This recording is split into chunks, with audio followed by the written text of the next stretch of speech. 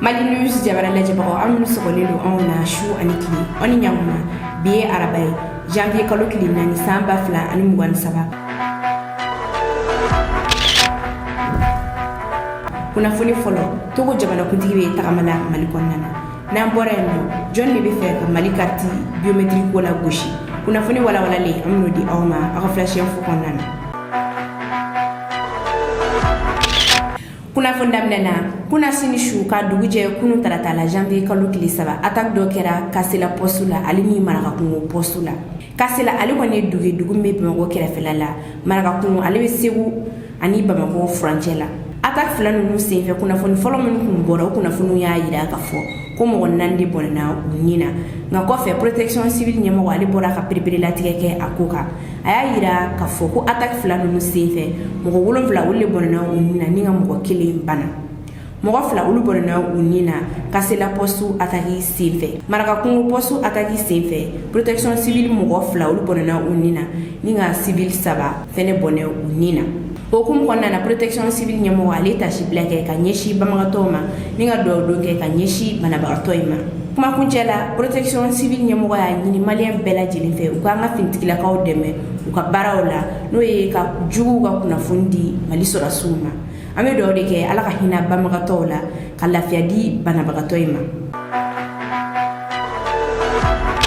abisimila ka flash info konnana togo jamana kuntiki be ta mala mal konnana towa wa jamana kuntigi fornya sengbe ale ka pangulo jigina bamako yano bi araba janvier kalo kile nani nege kanya tan kile tebne ni sanga binani ni fornya sengbe ka tagama yere takala jebaye ka fo ko tagama ngoni ale kadi kosobe sabula ale yere de mediatere Mali ani Côte d'Ivoire ni nyonci Côte d'Ivoire militaire minendo Mali konnana wa mo obse ka fo ko fornya sengbe ngani tagama ngoni abina na ke sababu ka militaire na blalito tolia alna masigini militaire wi asegine ko ni hataka jamana ko na no itugu uni militaire na blali utena na jaya nyona akila jigina décembre kalo Alassane Dramane Ouattara dongoni alina na tagamala malikona ni affaire kilena o senfe militaire no ko ni ko dossier ko ali tola toliara kataka fe ubla la justice ka buluka jumate ni justice ko ni kiri ni nga samwan kaso di uma ani ku bela jelinya million flafla sara wakile sabali kume uga avocat no uga surna no bagaw bulu uluka appel ke mani koina korva militaire bina an woro no surna no bagaw koni uma appel ke uma foshirike ni o ko nyere tagala jibaye ka fo ko do be o ko yunchukoro sabla justice kon kele ka décision ta ni ko inte justice kunda tuni nga abe politique kunda de wakabini justice kon ya ka décision ta bela jile skile do ko nyeshin kulubarima ore okum konna na forne sembe ali konna na tagamala mali konna na forne sembe ale yere mo na tagamala shi chama mali konna na waga tagama ulu chama kera shuvela difo bomake o tagama o yere kalama krenkene nya wakati na ambar were kumbinendo malika were kera sababu colonel Assimi Goita akoni ya ka danata ka di forne sembe ma wa Côte d'Ivoire militaire no fene ka affaire la forne sembe ay na li chama ne ke mali konna na shuvela fe kasoro bomake akalama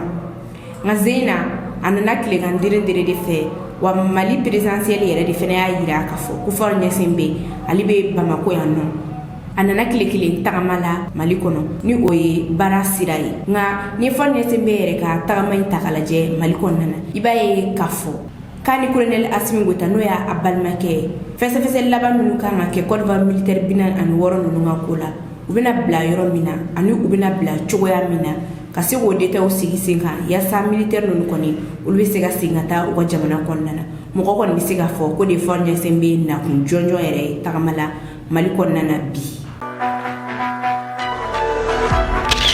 kuna foni flana John ne be fe ka Mali carte biométrique ko la goshi komi obela jinima kalama kunu talata janvier kalo kile saba kuna funu charla bololo kan kuna funu konnana ayirala ka fo ko yasa ibisegi ka carte biométrique soro ko sitin ale lablala mo be se kuga kuna funu di o kum konna na malion koni kilena kunu kuga kuna funu di sitinka sabula ni wakati na Mali konna na carte ni na tega soro tuguni wa carte d'identité fene tega soro ka soro mo godu mo bwe piesula ngafo kunu la felala Mali ministère mi nyeshido la kana ku kama we seben konna na we ala donya ka fo kute fuire kalama ni koina o sefe we anyi malion fe kuku aklito u yere la wo ku yere la koloshi Mali ministère mi nyeshino la kana ku kama aka seben konna na ayira ka fo kunna manye kuna funbi di carte biométrique la ko Mali gouvernement yere de bi boka kuna funda Malion kuloka ngani ni carte biométrique ko yere takalaje i b'a ye k'a fɔ ko ɲagami de bɔra ko in na nka mun yɛrɛ nana ni ɲagami ye an kunnafoni ɲɔgɔn dɔ ni ale tɔgɔ ko Mamadu Togola ale bɛ ka ɲɛfɔli kɛ an ye a ko kan. Mamadu Togola, mun yɛrɛ de nana ni ɲagami ye ni carte biométrique ko in na an bɛ k'i lamɛn. Tukuru, merci i ka o ɲininkali diyara n ye. Min nana ni fili ye nin ko in na an bɛ se k'a fɔ ko gouvernement de ye erreur kɛ sabula an bɛ se k'a fɔ gouvernement ye sogo sarada k'a sɔrɔ sogo ma faga fɔlɔ. Kɛla cogo di? Gouvernement ka kunnafoni fɔlɔ minnu bɔla o y'a yira WhatsApp ka reportage la k'a fɔ ni mɔgɔ min mako bɛ carte biométrique na i bɛ taa site internet de kan jevalidemondina.com ni i sera o site kan i bɛ se k'i ka information bɛɛ lajɛlen don yen nka reportage na a ma fɔ ko baaraw ma daminɛ mɔgɔw kɔni ye u t'a kɛ site recherche ye mais u b'a sɔrɔ site nana labila min kɛ mɔgɔw t'a dɔn k'a fɔ gouvernement ta tɛ o site olu kɔni taara information olu ka information personnelle ladon a kan donc kudu tile mun bɛ mɔgɔw ye tile kɛ ka u ka information ladon pour que u ka se ka u ka carte biométrique sɔrɔ nka wula fɛ de gouvernement ye information di k'a fɔ site ale dɔn t'a la o de bɛ se ka kalan ministère de la sécurité ka communiqué kɔnɔ k'a fɔ sabotage de don opération de sabotage de don cardinal ko in na donc o b'a yira gouvernement ta tɛ ni site internet ye nka gouvernement ka fili yɔrɔ o de bɛna fɔ o de ye ni u y'a fɔ wagati min k'a fɔ olu bɛna site lancer o kuma kan ka site tɔgɔ fɔ site tɔgɔ de ye nin ye ni donna o kan i bɛ se ka i bɛna se k'i ka information di gouvernement kɛlen k'o information di k'a sɔrɔ olu yɛrɛ ma taa site wari sara k'a domaine réservé mɔgɔ wɛrɛ de sisan a bɛ komi o de ye site dɔ de domaine réservé k'a sɔrɔ ale yɛrɛ tɛ gouvernement baarakɛla ye ale tɛ cardinal dilanbaga ye nka a tigi y'a kɛ ka mɔgɔw ka information personnelle sɔrɔ ka sabula information personnelle Europe jamanaw la wariba de bɛ sɔrɔ a la mɔgɔw b'a san o caman de kama donc mɔgɔw filɛ k'u ka information personnelle de di o tigi ma k'a sɔrɔ o tɛ gouvernement ye mais fili bɔla gouvernement yɔrɔ i n'a fɔ an y'a fɔ cogo min sabula gouvernement de ye nom de domaine ye ale de y'a préféré latigɛ k'a fɔ nin nom de domaine kofɔlen n'o ye jevalidemondina.com o de bɛna kɛ n'i donna a kan i b'i ka information di k'a sɔrɔ o gouvernement kelen ale ma wari bɔ a kun k'a nom de domaine ye san an ka recherche la an y'a ye k'a fɔ nin nom de domaine ye kɔni ale sanna le 7 décembre 2022 c'est-à-dire don min yɛrɛ gouvernement ye information di k'a fɔ nin nom de domaine kofɔlen de bɛna kɛ gouvernement ka baarakɛla ye mais yanni o kun ka fɔ publiquement gouvernement kan ka assurer k'a fɔ ale ye nom de domaine réservé donc mɔgɔ wɛrɛ a m'a kɛ mɔgɔ wɛrɛ de taara ka taa nom de domaine réservé o tigi de t'a dɔn wa a tigi ye san kelen de sara an ka recherche la fɔ 7 décembre 2023 nom de domaine b'a a tigi bolo wa hali n'o délai tɛmɛna gouvernement tɛ se k'a sɔrɔ wa mɔgɔ tɛ se k'a réservé sabula kalo damadɔ de bɛ cɛ bolo pour que a ka se ka nom de domaine réservé a tigi ma dan point com sanni ma a ye jevalidemondina.net a y'o fana san a tilala ka nom de domaine kelen wɛrɛ san ka fara kan nka n'i ye jamanaw ta k'a lajɛ a tigi yɛrɛ localisé bɛ jamana min na o de bɛ se k'a fɔ a tigi sigilen bɛ France de donc a ye nom de domaine ninnu san tɔgɔ wɛrɛ san gouvernement bɛ se ka o de créer o de gouvernement ka solution ka tɔgɔ wɛrɛ créer walima jevalidemondina.ml gouvernement fana bɛ se k'o ta nka min ye .com kɔni ye ou bien .net ni tigi kɔni ye o san ka ban o tɛ sɔrɔ bilen wa a ye réservation kɛ hébergeur min fɛ o de ye OVH ni mɔgɔ caman b'o dɔn informatique ko la. Kunnafoni sabanan sanfɛ kalanso ɲɛmɔgɔ min ɲɛsinnen don wariko kama kunu a ye marché dɔ bila marché in yɛrɛ ale bɛ tali kɛ u ka ɲina baaraw tagabolo de kan marché in yɛrɛ ale ɲɛsinnen don jagokɛlaw de ma minnu bɛ fɛ u sen a ye nin ko in na a marché in kunnafoni carilen ni kɔni kɛra ɲugutɔ fɛn ye maliyɛn caman de bolo sabula o y'a yira k'a fɔ ko wale min ka kɛ nin ko in na o ye ko ye ko min tɛ bɛn malikura kɔnɔna na cogoya si de la ni marché in yɛrɛ ta k'a lajɛ sanfɛ kalanso minisiri ani a ka kabine mɔgɔ ɲina wari min bɛna don sigoro a nɔnɔmugu la o ye miliyɔn 40 de wa u ka bureau équipement o bɛna bɛn miliyɔn 20 ma o kun kɔnɔna na maliyɛn caman kɔni y'a yira k'a fɔ ko nin ye ko ye ko min tɛ bɛn malikura kɔnɔna na cogoya si de la sabula ni wagati in na gɛlɛya bɛ mali kɔnɔ wa o y'a yira k'a fɔ ko ni mɔgɔ ninnu fɛn fɛn ta k'a lajɛ i b'a ye k'a fɔ ko kalo kalo u bɛɛ lajɛlen sara bɛ di u ma prime be duma o be mobile min kono gouvernement de yo du uma wa essence me ke o mobile kono na gouvernement de joli ndoni wa ala mata appel mi nube o crédit jeni o waro fene beta ka di uma o kum kon na malion ya yira ka fo ko ni ko mi ko ni daga ka karimin na tento mali kon nana sanfɛkalanso directeur général a yirala ka fɔ ko ɲinan kɔni wari min bɛna don siguro a nɔnɔmugula ale o ye miliyɔn 20 de sanfɛkalanso ɲɛmɔgɔ min ɲɛsinen don wariko kama a yirala ka fɔ ko ale kɔni ale ka imprimanti wari o ye miliyɔn 15 ye wa ka tulu min bɛ kɛ mɔbili kɔnɔna na o miliyɔn 10 ye ɲinan wari min bɛna don 8 mars la sanfɛkalanso ministère mɔgɔ ye a yirala ka fɔ ko ye miliyɔn 15 de wa fɛn min yɛrɛ ye maliyɛnw yɛrɛ funteni kosɛbɛ ni ko in na o de ye kabala écoleso dayɛlɛni komi a bɛɛ lajɛlen ma kalama kabala université deuxième phase chinois dɔw jɔ fufalaki ka di mali ma nka yirala ka fɔ ko université dayɛlɛnenw la kɔni ko fɛn min donna a la o ye miliyɔn 25 de ye ni marché kɔni kunnafoniw carilen ni kɔni kɛra ɲugutɔfɛn maliyɛn caman de ma sabula o y'a yira ka fɔ ko wale kɔrɔ min tun bɛ ka kɛ mali kɔrɔ kɔnɔna na ko kelen de bɛ ka lawaleya mali kura fɛnɛ kɔnɔna na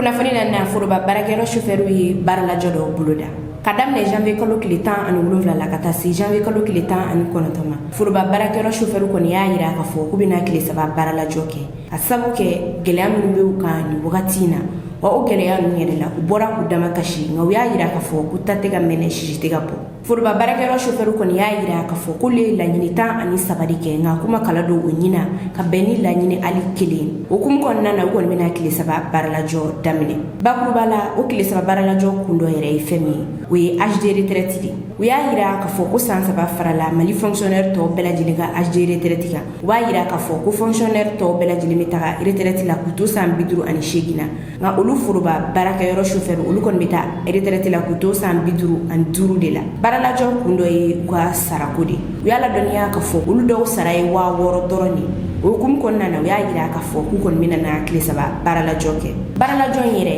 a kun dɔ ye fɛn min ye o de ye k'u ye prime de risque laɲini nka u ma sɔn ka o di u ma foroba baarakɛyɔrɔ chauffeur kɔni y'a yira k'a fɔ ko olu yɛrɛ ɲɔgɔnna minnu bɛ région kɔnɔna na u bɛ mobili boli ni faama minɛ faama ninnu yɛrɛ sɔnna ka taga yɔrɔ la lakanabaliya bɛ yɔrɔ min na sabula kalo prime de risque o de bɛ ta ka di u ma nka olu chauffeur kɔni dɛrɛmɛ kelen a ma ta ka di u ma o ko in na k'a sɔrɔ n'i y'o ko in yɛrɛ ta k'a lajɛ i b'a ye k'a fɔ ko hali ni marifatigi bɛna marifa ci faama dɔw la a bɛ marifa ci mɔgɔ fɔlɔ min na o ye a ka chauffeur de ye wa fɛn min ye frais de mission ye foroba baarakɛyɔrɔ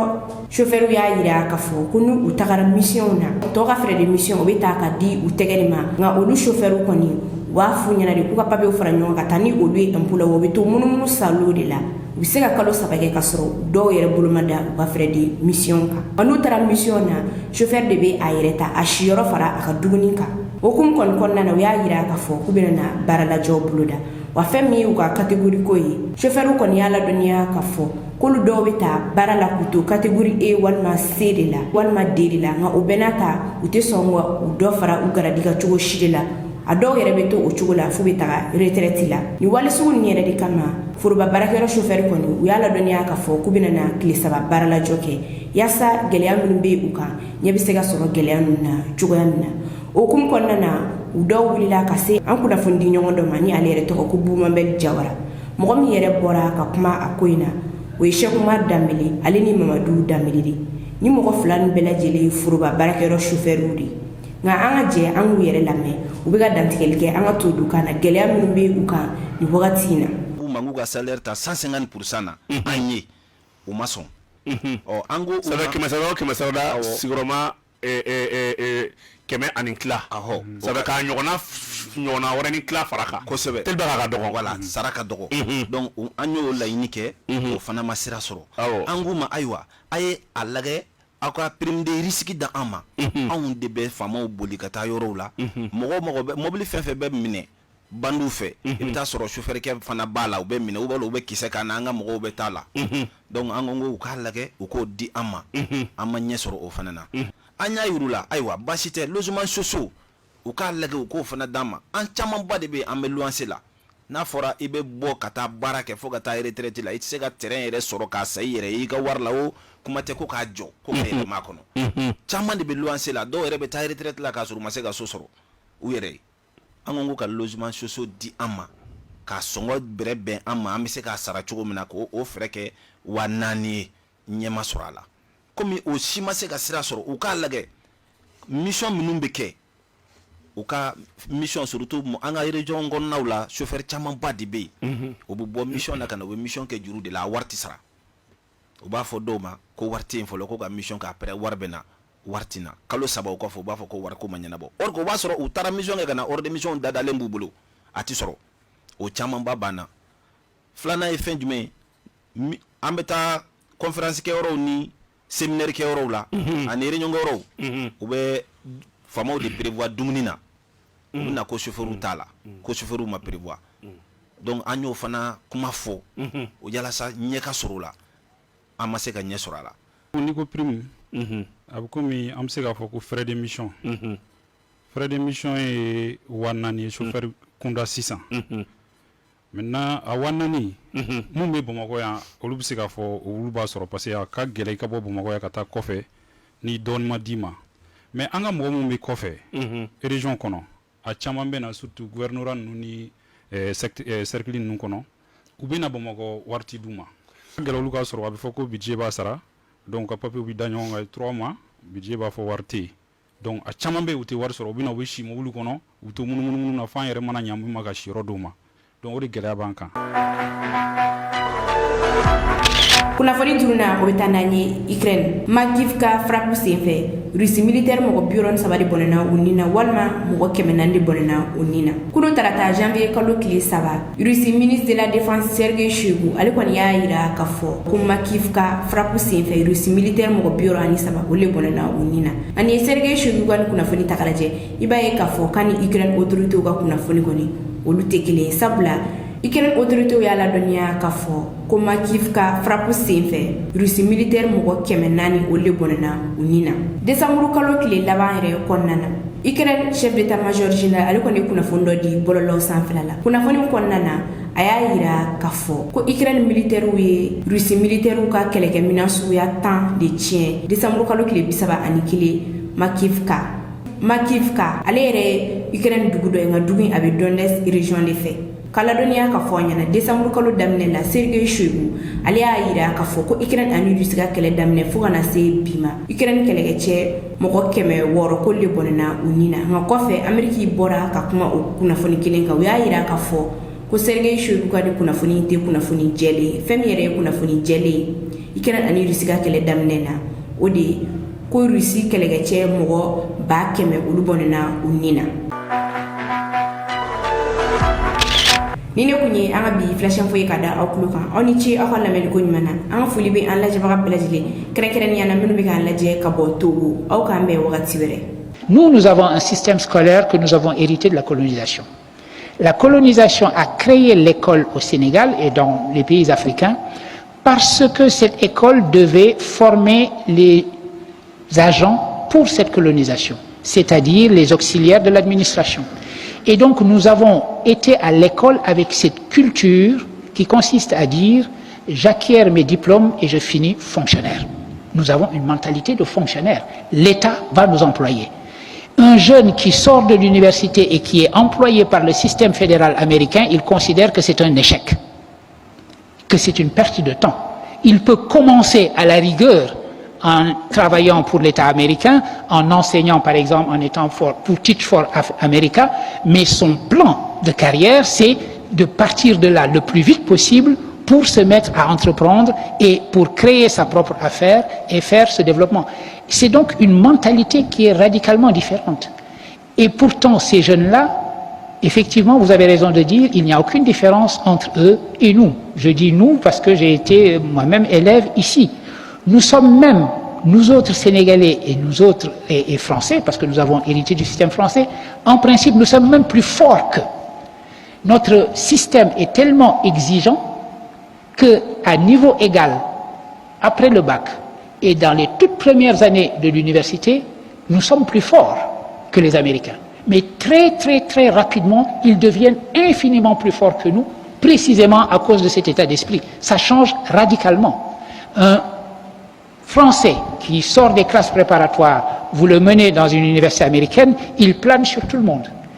Dès qu'il a fini ses études d'undergraduate, il se retrouve à l'arrière de la classe et c'est les autres qui sont devant lui. Parce que les autres ont été élevés dans cette idée d'entreprendre, d'essayer et d'avoir cet esprit d'innovation permanent. Et c'est donc cela que nous devons essayer d'insuffler également dans nos formations. Avoir les qualifications les plus pointues, mais également avoir la capacité d'entreprendre. Une étude de l'IFAN qui vient de sortir, qui a fait une enquête auprès des jeunes de 15 à 35 ans, je crois, et il s'avère que 75% de ceux-là disent que leur souhait, c'est de pouvoir partir de ce pays dans les années qui vont venir. C'est terrible. C'est terrible, non pas seulement parce qu'ils veulent partir, mais pour traduire l'état d'esprit que ça signifie. Ce que cela signifie, c'est que vous avez une population qui est atteinte dans sa capacité d'initiative elle-même. Être atteint dans son corps, c'est grave, c'est suffisamment grave. Mais être atteint dans sa capacité de réagir à ce qui vous arrive, c'est pire. Et c'est ce que disait quelqu'un comme Aimé Césaire dans les années 56. Ce qu'il reprochait à la colonisation, c'était moins d'avoir occupé nos pays que d'avoir, dit-il, créé une crise de l'initiative. Et la vraie réponse à la colonisation, ce n'était pas seulement la décolonisation pour lui, c'était également l'idée de reprendre l'initiative et d'avoir l'impression qu'en bonne prospective, l'avenir est quelque chose que nous pouvons nous-mêmes forger de nos propres mains. Et c'est cette idée qu'il s'agit de restituer à notre jeunesse. Et ici, Léopold Sédar Senghor va jouer également. Senghor va s'opposer de toutes ses forces pendant très longtemps à ce qu'il appelle la balkanisation, c'est-à-dire la fragmentation de l'Afrique. Vous le savez, vous l'avez lu dans vos livres d'histoire, à un moment donné, la France a trouvé que l'organisation la plus rationnelle de ses propres colonies, c'était de les regrouper en fédérations, 2 grandes fédérations. La fédération de l'AEF, l'Afrique équatoriale française, et la fédération de l'AOF, l'Afrique occidentale française. Mais voilà que le moment où les indépendances commencent à se dessiner, la France décide que si elle décolonise, elle va décoloniser morceau par morceau. Elle va décoloniser les territoires de manière séparée et non pas la fédération.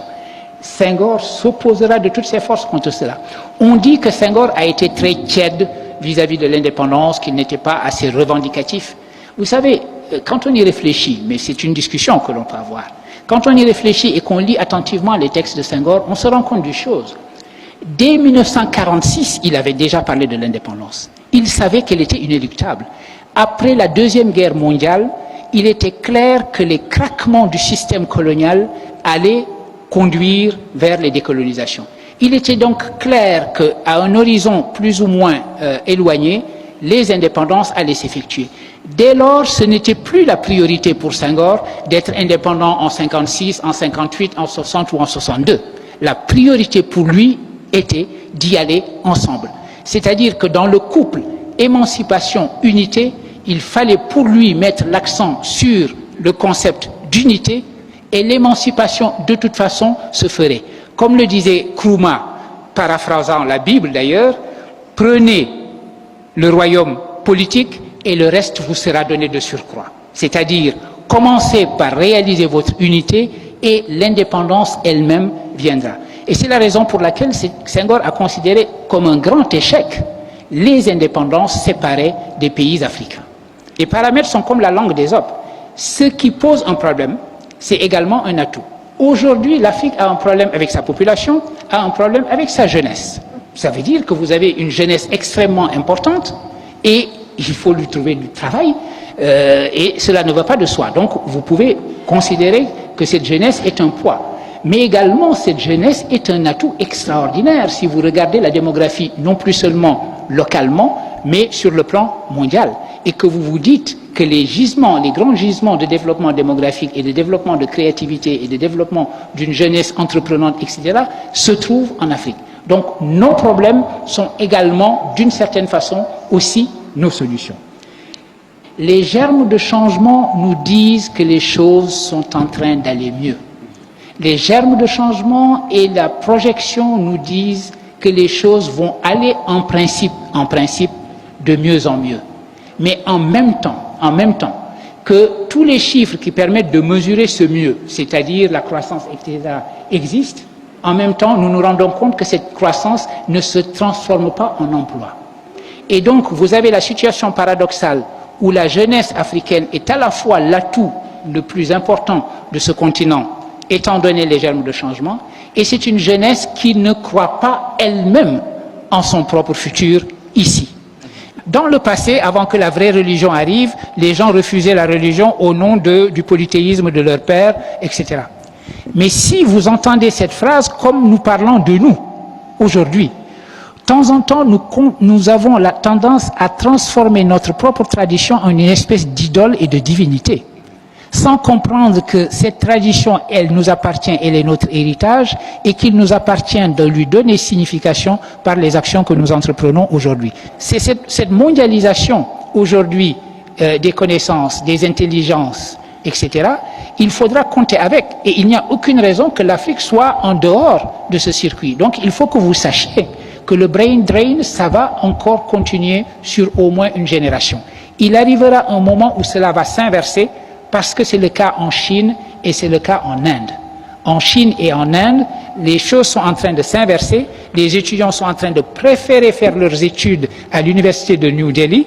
Ils ne vont aux États-Unis que quand ils ont raté le concours d'entrée à l'université de New Delhi, qui leur semble meilleur que la plupart des universités américaines aujourd'hui. Et par ailleurs, les gens rentrent. Mais même quand ils étaient dans ces meilleures universités américaines, ils s'arrangeaient toujours pour garder des liens avec leur pays d'origine. L'idée que la vraie fidélité est dans le mouvement. La fidélité à notre tradition, à notre pensée et à qui nous sommes sera réelle si nos actions nous sont dictées non pas par cette tradition, mais par le futur que nous souhaitons. Et c'est sur cette idée-là que je comptais terminer mon propos. Je vous remercie infiniment de l'avoir. Dugu jɛ o jɛ diɲɛ bɛ paara kelen ka taa ɲɛfɛ adamaden i b'i yɛrɛ lakana cogo min a ka kan i k'i ka bolimafɛn fɛnɛ lakana o cogo kelen la aw minnu b'a fɛ k'a ka bolimafɛnw lakana ni a kamana gannen don a kɛyɔrɔko la o tɛ kamana ganko ye bilen Tramigo ale nana cogo maa si tɛ se ka ɲɛ dɔn ka tɛmɛ ɲɛbɔ kan ɲɛma ngalonbɔda Malien an ka foli b'aw bɛɛ lajɛlen ala k'an bɛ sababa ma an nalen don ni équipement min n'a tɔgɔ ye Tramigo ni GPS tracking don a bɛ don bolimafɛnw na a bɛ don moto la a bɛ don mobile la mobile siya o siya a bɛ don mobile bɛɛ lajɛlen na transporteur ka mobile ani mobile caman moto taximan fana bɛ don la alhamdulillah ɲɛsinnen don olu fana ma kosɛbɛ kosɛbɛ ni GPS fila ninnu an ɲɛ b'u la an bolo ninnu bɛ bɔ Finlande ni Tramigo don Tramigo ale Tramigo i bɛ se ka don internet la i b'a don tramigo.com u b'u ka site yiri la i b'a dɔn k'a fɔ fɛn don fɛn min ni ale tɛ bɔ Chine ale bɛ bɔ Finlande donc ninnu ka baara yɛrɛ ɲɛsinnen don kɛrɛnkɛrɛnnenya ma GPS tracking ma ka se ka dɔn i bɛ yɔrɔ min na ani ka i taara sira minnu fɛ ka se k'o yɔrɔw dɔn donc alhamdulillah ni maa minnu mago b'a la a caman b'an bolo yan ni maa min mago b'a la en gros k'a ta ka taa feere ou bien ni maa min mago b'a la k'a don a ka bolimafɛn na Jakarta moto taxi ka se taxiso ma ka se fo fɛn wɛrɛ fo mobili baw ma minnu ta donni ta kɔfɛ ka na a bɛ se ka don o bɛɛ la ala bɛ don bateau na a ti tɛmɛ nin kan mɛn da ye mɛn digila ye k'a fɔ n t'a kalama nin ye o bannen ye o kuma a ye wuli bi bɛɛ a ka se u dagayɔrɔ la u filɛ nin ye Bakɔ Jikɔrɔ ni Golf la sapeur pompier ni kɔrɔn cɛ wali kelen a ka weleli kɛ u ka nɛgɛjuru sira fɛ 75 13 55 02 wali kelen 83 02 41 51 wali kelen 97 20 17 20 o kuma a ye wuli an ka tugu diɲɛ nɔfɛ soni diɲɛ ka taa k'an don an kelen na